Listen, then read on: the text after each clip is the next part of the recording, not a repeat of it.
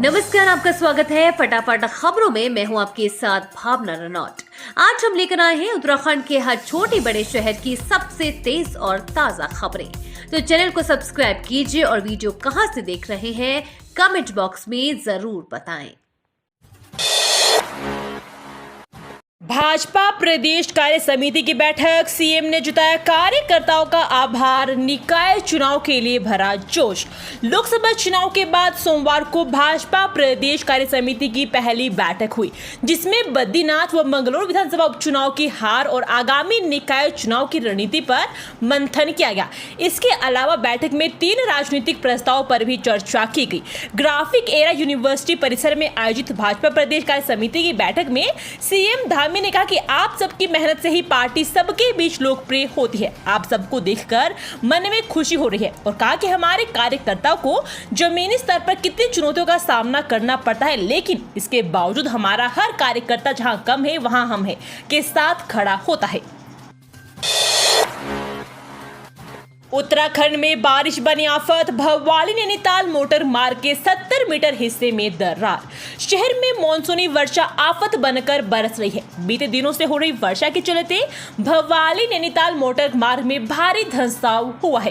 केला खान के समीप सड़क का करीब 70 मीटर हिस्सा धंस गया है। बड़ी बड़ी दरारें उभरने से सड़क के खाई में समाने का संकट गहरा गया है और ऐसे में सड़क टूटी तो नैनीताल भवाली मार्ग पर वाहनों की आवाजाही बाधित हो जाएगी। वहीं ट्रीटमेंट के नाम पर लोनिवी की ओर से दरार वाले हिस्से में वाहनों की रोकथाम के लिए पत्थर लगा दिए गए। बलिया नाला पहाड़ी पर वर्षों से भूस्खलन हो रहा है। पहाड़ी से पानी का लगातार रिसाव होने से तलहट्टी व कैला खान की ओर की पहाड़ी पर भी भू कटाव होने लगा है। इस वर्ष पहाड़ी पर भूस्खलन रोकथाम कार्य चलने के कारण कुछ राहत है, मगर तलहट्टी पर पानी का रिसाव बढ़ने से कटाव की स्थिति बनी हुई, जिस कारण कैला खान की ओर की पहाड़ी पर भी धंसाव होने लगा है। मनचाही जगह तैनाती के लिए दांव पर लगानी होगी नौकरी। शिक्षक भर्ती को लेकर इस बार है ये खास। प्रदेश के सरकारी प्राथमिक विद्यालयों में 2930 पदों पर शिक्षकों की भर्ती की प्रक्रिया चल रही है। प्राथमिक विद्यालयों में कार्यरत शिक्षक यदि मनचाहे जिले में तैनाती की आस में नए सिरे से इस भर्ती में शामिल होते हैं तो उन्हें इसके लिए अपनी पहले से चल रही नौकरी दांव पर लगानी होगी। विभाग के अधिकारियों के मुताबिक पहले नौकरी के इस्तीफे के नोटिस के बाद ही उन्हें इस भर्ती में शामिल होने के लिए एनओसी मिलेगी। शिक्षक भर्ती को लेकर इस बार खास बात यह है कि पहले से तैनात शिक्षक भी इस भर्ती के लिए आवेदन कर सकते हैं। सेवा नियमावली में इसकी व्यवस्था की गई है, लेकिन कुछ शिक्षकों का कहना है कि विभाग की ओर से इसके लिए उन्हें एनओसी नहीं दी जा रही है, जबकि सेवा नियमावली में यह व्यवस्था है कि पहले से कार्यरत शिक्षक सम्मान पद के लिए दोबारा आवेदन कर सकते हैं। पत्थरों के बीच फंसा था हिमांशु, 7 दिन बाद मिला जवान का शव। एसडीआरएफ और एनडीआरएफ ने किया रेस्क्यू, घर में मचा कोहरम। भीमताल के पदमपुरी मार्ग में बमेटा के पास 9 जुलाई को नहाते समय डूबे सैन्य कर्मी हिमांशु दफोटक का शव सोमवार को रेस्क्यू के दौरान एनडीआरएफ और एसडीआरएफ की टीम को मिला। पानी कम होने पर पत्थरों के बीच फंसे शव को टीम की ओर से निकाला गया। शव मिलने के बाद परिजनों का रो रो कर बुरा हाल है। धारी एसडीएम KN गोस्वामी ने बताया कि सोमवार को एनडीआरएफ, एसडीआरएफ, पुलिस और राजस्व पुलिस की मदद से शव को निकाला गया। उन्होंने कहा कि शव को पोस्टमार्टम के लिए नैनीताल भेजा जा रहा है।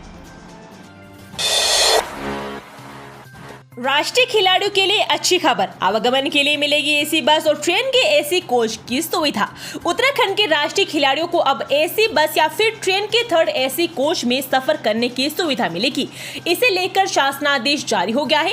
कैबिनेट मंत्री रेखा आर्य ने कहा कि सरकार राज्य के खिलाड़ियों के हितों के लिए लगातार कई अहम निर्णय ले रही है। पूर्व में खिलाड़ियों का यात्रा करने में कई असुविधाओं का सामना करना पड़ता था, लेकिन अब सरकार ने खिलाड़ियों को यात्रा में आ रही दिक्कतों के समाधान को लेकर शासनादेश जारी किया है। नेहरू पर्वतारोहण संस्थान से प्रशिक्षण लेने वाले पूर्व छात्रों का तैयार होगा डेटाबेस, पंजीकरण शुरू। नेहरू पर्वतारोहण संस्थान से प्रशिक्षण प्राप्त करने वाले पूर्व छात्रों का जल्द एक डेटाबेस तैयार होगा। इसके लिए निम्न ने पूर्व छात्रों का पंजीकरण करना शुरू कर दिया है। निम्न से प्रशिक्षण लेने वाले पूर्व छात्र संस्थान की आधिकारिक वेबसाइट पर अपना पंजीकरण करा सकते हैं। अधिकारियों का कहना है कि इस पंजीकरण से पूर्व छात्रों का एक व्यापक डेटाबेस तैयार करने में तो मदद मिलेगी, वहीं उन्हें एक प्लेटफॉर्म से भी जोड़ा जा सकेगा। निम की स्थापना वर्ष 1965 में हुई थी। तब से अब तक हजारों लोग संस्थान से बेसिक, एडवांस और सर्च एंड रेस्क्यू सहित अन्य कोर्स कर चुके हैं। अगले वर्ष 2025 में निम अपनी 60वीं वर्षगांठ मनाने जा रहा है। इससे पूर्व संस्थान ने अपने पूर्व छात्रों का एक व्यापक डेटाबेस तैयार करने का निर्णय लिया है, जिसके लिए सभी पूर्व छात्रों का पंजीकरण शुरू कर दिया गया है।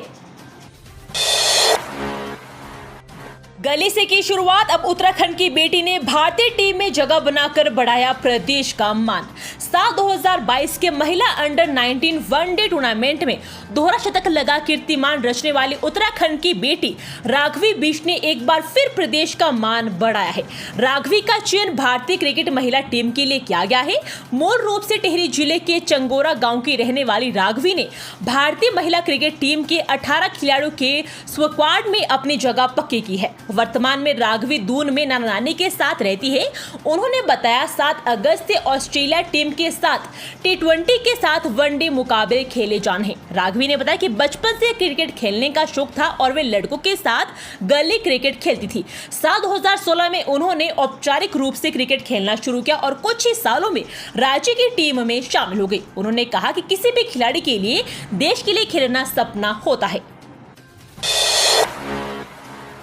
26,000 छात्रों के स्कूलों का बदलेगा समय, 19 जुलाई से नई व्यवस्था लागू, डीएम ने जारी किए आदेश। शहर की ट्रैफिक व्यवस्था लाइलाज मर्ज की भांति पुलिस और प्रशासन को निरंतर चुनौती दे रही है।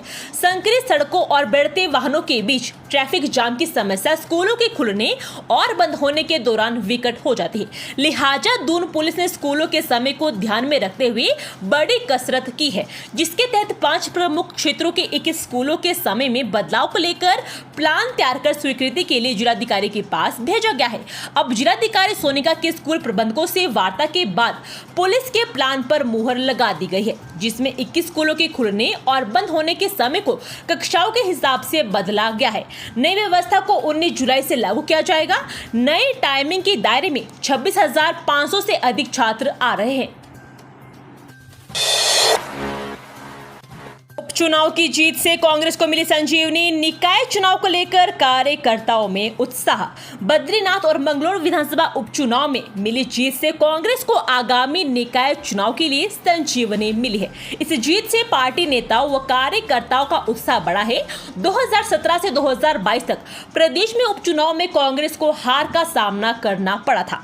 प्रदेश की बद्रीनाथ व मंगलोर सीट पर हुए उपचुनाव में कांग्रेस की जीत से कार्यकर्ताओं को नई ऊर्जा मिली है। प्रदेश में आने वाले समय में शहरी निकायों के चुनाव होने हैं। वर्ष 2017 से 2022 तक प्रदेश में पिथौरागढ़, थराली, सल्ट, बागेश्वर और चंपावत में विधानसभा उपचुनाव हुए हैं, जिसमें सत्ताधारी भाजपा ने जीत हासिल की। लेकिन मंगलोर व बद्रीनाथ उपचुनाव की जीत से कांग्रेस को संजीवनी मिली है।